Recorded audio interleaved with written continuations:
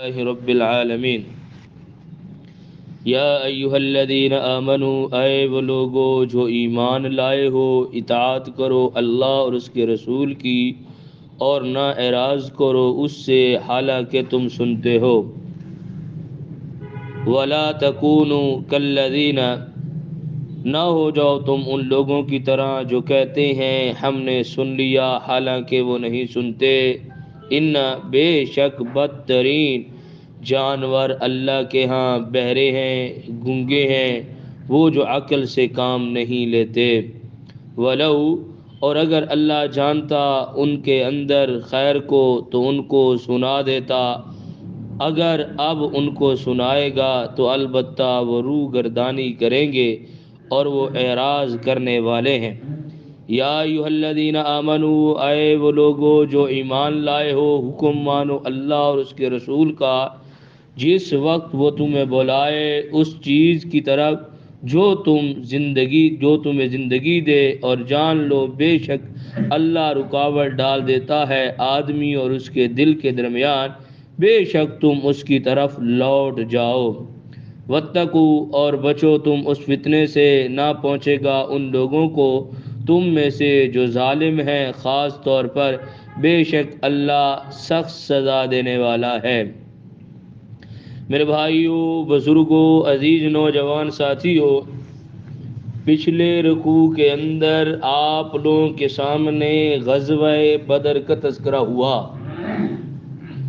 غزوہ بدر کا تذکرہ آپ لوگوں کے سامنے تفصیل کے ساتھ عرض کیا گیا۔ جب مسلمان مدینہ منورہ سے بدر کے علاقے کی طرف روانہ ہوئے تو یہود و نصارہ اور منافقین مسلمانوں پر طنز کرتے تھے۔ کوئی کہتا کہ یہ کہاں جا رہے ہیں، دوسرا کہتا یہ دشمن کا سر اتارنے کے لیے جا رہے ہیں، تیسرا کہتا ان کو پکڑ کے لائیں گے، یہ کر دیں گے، وہ کر دیں گے۔ لیکن میں قربان جاؤں رب ذوالجلال کی عظمت پر، رب ذوالجلال کے بھیجے ہوئے پیغمبر حضرت محمد الرسول اللہ صلی اللہ علیہ وسلم کی عظمت پر، صحابہ کرام رضوان اللہ تعالی اجمعین کی عظمت پر، کہ انہوں نے جا کر کافروں کے ساتھ مقابلہ کیا اور اللہ رب العزت نے ان کو کامیابی عطا فرمائی۔ ظاہراً یہ کامیابی اللہ رب العزت نے کم ہونے کے باوجود بھی اللہ نے عطا کی ہے۔ اس کا سب سے بڑا مسئلہ یہی ہے کہ انہوں نے اللہ رب العزت کی اطاعت کی، اللہ کی اطاعت کرنے کے ساتھ ساتھ رسول اللہ صلی اللہ علیہ وسلم کی فرما برداری کی، جس کے نتیجے میں اللہ رب العزت نے کافروں پر ان کو کامیابی عطا فرمائی ہے۔ آگے بھی اگر وہ رسول اللہ صلی اللہ علیہ وسلم کی اور رب ذوالجلال کی فرما برداری کریں گے تو اللہ رب العزت ان کو کامیابی عطا فرمائیں گے۔ تو اس لیے کیا ہے، جو اللہ کی فرما برداری کرتا ہے وہ حقیقتاً رسول اللہ صلی اللہ علیہ وسلم کی فرما برداری کرتا ہے، اور جو رسول اللہ صلی اللہ علیہ وسلم کی اطاعت کرتا ہے وہ رسول اللہ صلی اللہ علیہ وسلم کی اطاعت کرنے کے ساتھ ساتھ رب ذوالجلال کے احکامات کو بھی مانتا ہے۔ اللہ رب العزت کہتے ہیں کہ وہ لوگ جو اللہ رب العزت نے جن کو دین کی سمجھ عطا فرمائی، اور جو لوگ ایمان لائے اور وہ اللہ رب العزت کی اطاعت کرتے ہیں، رسول اللہ صلی اللہ علیہ وسلم کی اطاعت کرتے ہیں، اور وہ اعراض نہیں کرتے اللہ کے فرمان سے، رسول اللہ صلی اللہ علیہ وسلم کے اقوال سے، تو اللہ کہتے ہیں کہ ان کے لیے ہی سب کچھ ہے، اور اللہ رب العزت ہی ان کو فاتح اور کامیاب بناتے ہیں۔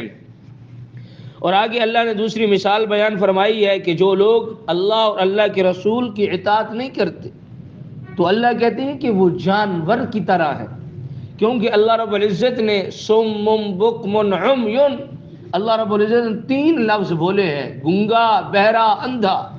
حقیقتاً سارے کافر اندھے، گنگے، بہرے نہیں، لیکن یہ اللہ رب العزت نے یہ اس لیے یہ لفظ بولا کہ وہ حق بات کو بولتے نہیں، حق کو سنتے نہیں، اور اللہ کی قدرت کو دیکھتے نہیں۔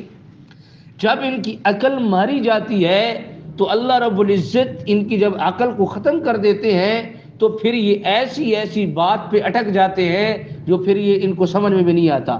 اب عیسائی اپنے آپ کو دنیا کی سب سے عقل مند قوم سمجھتے ہیں کہ ہم عقل مند ہیں، اور لوگ بھی کہتے ہیں کہ یہ عقل مند ہے، حالانکہ حقیقتاً یہ عقل مند نہیں ہے۔ دیکھو اگر ان سے پوچھا جائے کہ 2 اور 1 3 ہوں گے یا 1 ہوں گے، وہ کہیں گے کہ نہیں بھائی 3 ہوں گے 1 نہیں ہوگا۔ 2 اور 2 4 ہوں گے یا 1 ہوگا، وہ کہیں گے نہیں 4 ہوگا 1 نہیں ہوگا۔ 3 اور 1، جب 3 اور 1 کی باری آتی ہے تو وہاں پر وہ کہہ دیتے ہیں کہ 3 1 ہو جاتا ہے اور 1 3 ہو جاتا ہے۔ آپ پہلے پڑھ چکے ہیں عیسائیوں کا مذہب ہے کہ وہ 3 رکن مانتے ہیں جو خدائی کے اندر شریک ہے۔ پہلا رب ذوالجلال کی ذات، دوسرا حضرت جبریل علیہ السلام، تیسرا حضرت عیسیٰ علیہ السلام، اور پھر حضرت جبریل علیہ السلام کے اندر اختلاف ہے۔ بعض کہتے ہیں کہ جبریل علیہ السلام کی جگہ پر حضرت مریم علیہ السلام ہے، وہ کہتے ہیں کہ 3 1 ہے اور 1 3 ہے۔ اب دیکھو یہ عقل مانتا ہے 1 ہو اور پھر 3 بن جائے، 3 ہو اور پھر 1 بن جائے، یہ عقل اس بات کو تسلیم نہیں کرتی۔ لیکن جب ان کی عقل اٹکی ہے تو ایسی چھوٹی سی بات پر بھی اٹک گئی، اور وہ رب ذوالجلال کی وحدانیت کا اقرار نہیں کرتے، انکار کرتے ہیں۔ ہم ان سے پوچھتے ہیں کہ جب حضرت جبریل علیہ السلام اس دنیا کے اندر نہیں آئے، حضرت عیسیٰ علیہ السلام نہیں آئے، حضرت مریم علیہ السلام نہیں آئے، تو یہ اس وقت بھی کائنات تھی یا نہیں؟ تو وہ کہتے ہیں کہ کائنات تھی۔ تو پھر یہ تینوں مخلوق ہوئے، خالق تو رب ہوا جس نے پیدا کیا ہے۔ پھر ان سے پوچھا جاتا ہے کہ اگر یہ پہلے موجود نہیں تھے تو دنیا کا نظام تھا یا نہیں تھا؟ وہ کہتے ہیں کہ تھا۔ تو پھر یہ نظام ایک خدا نے کس طرح چلایا ہے؟ جب خدائی کے رکن ہی پورے نہیں تھے تو اللہ نے یہ نظام کس طرح چلایا ہے؟ تو اللہ نے وہ نظام چلایا، اس وقت پہلے نظام چل رہا تھا، نعوذ باللہ۔ پھر کون سی ناقص چیز ایسی آئی جو تم نے ایسے رکن داخل کیے جو پھر نظام چلنے لگا؟ ان کے پاس اس چیز کا جواب نہیں ہے۔ دوسرا یہ کہتے ہیں کہ حضرت عیسیٰ علیہ السلام اور اللہ حضرت عیسیٰ علیہ السلام کے اندر حلول کر چکے ہیں، گڈ مڈ ہو چکے ہیں، اور پھر ہمیں نظر میں حضرت عیسیٰ علیہ السلام آتے ہیں، حقیقت میں یہ اللہ ہے، نعوذ باللہ۔ اب دیکھیے ہم ان سے پوچھتے ہیں، خود تمہارا یہ مذہب اور عقیدہ ہے کہ حضرت عیسیٰ علیہ السلام کو سولی پر لٹکایا گیا۔ اب اگر حضرت عیسیٰ علیہ السلام کو سولی پر لٹکایا گیا، کیا اس وقت اللہ اس کے اندر موجود تھے یا نہیں؟ تو اب اس کا کیا جواب؟ وہ کہتے ہیں کہ اس وقت اللہ، اگر وہ کہتے ہیں کہ اللہ اس سے نکل گئے ہیں تو پھر حلول نہ رہا، داخلہ نہ رہا۔ اگر وہ کہتے ہیں کہ اللہ موجود تھا تو پھر نعوذ باللہ، پھر حضرت عیسیٰ علیہ السلام کو جب سولی پر لٹکایا گیا تو پھر نعوذ باللہ اللہ پر بھی ایسی بات کا لاگو ہونا ضرور ہو جاتا ہے۔ تو اس لیے یہ ان کا غلط عقیدہ ہے۔ عقل جب ان کی ختم ہو جائے تو پھر اس طرح ہوتا ہے۔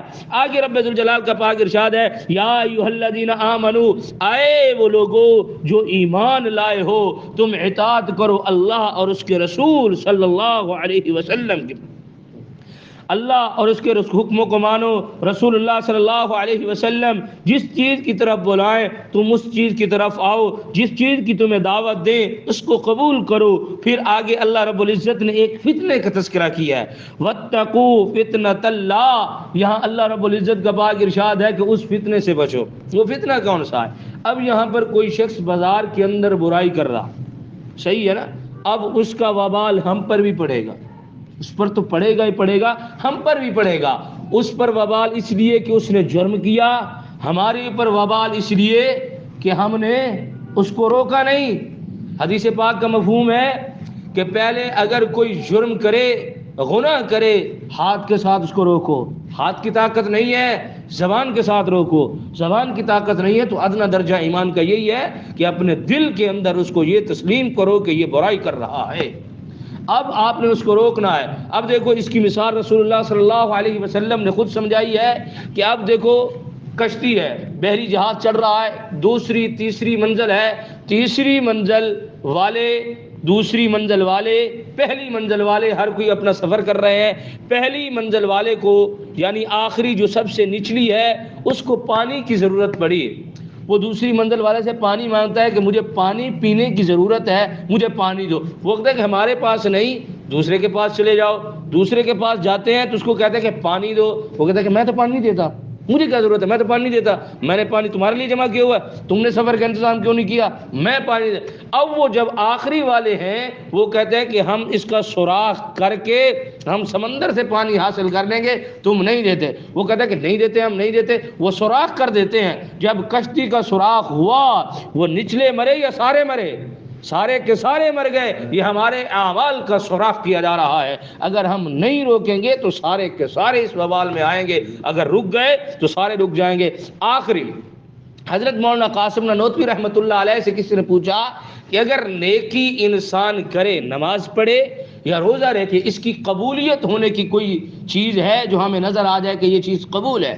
تو حضرت مولانا قاسم نانوتوی رحمۃ اللہ علیہ نے جواب دیا، ایک نماز پڑھی، دوسری پڑھنے کی اللہ نے توفیق دے دی تو سمجھ جانا کہ پہلی قبول ہے، اگر پہلی پڑھی دوسری کی توفیق نہیں ہوئی تو سمجھ لینا کہ وہ قبول نہیں ہے۔ ایک روزہ رکھا، دوسرے کی توفیق ہوئی تو سمجھ لینا پہلا روزہ قبول ہے، وگرنہ پہلا بھی قبول نہیں ہے۔ اللہ رب العزت سے میں دعا گو ہوں کہ جو کچھ کہا گیا سنا گیا اس پر ہم سب کو عمل کرنے کی توفیق عطا فرمائے۔ وما علینا الا البلاغ المبین۔